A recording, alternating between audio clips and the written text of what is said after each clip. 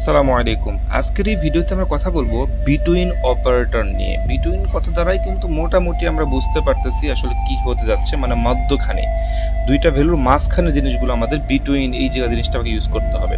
তো আমরা সবসময় ডাটা সিলেক্ট করে আমরা ডাটাগুলো নিয়ে আসি।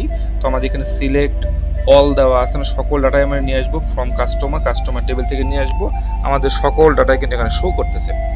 এরপরে আমি এখানে বলে দিলাম w3 হোয়ার আমরা কোন ডাটার মাঝখানে ডাটাগুলো নিব। আমরা এজটাকে চিন্তা করতেছি যে এজের মাঝখানে কিছু আমরা একটা জিনিসপত্র নিয়ে আসবো। আমি লিখলাম এজ, এরপর আমি তো বিটুইন BETWIN বিটুইন, যে হচ্ছে 20 থেকে 20 অ্যান্ড 25।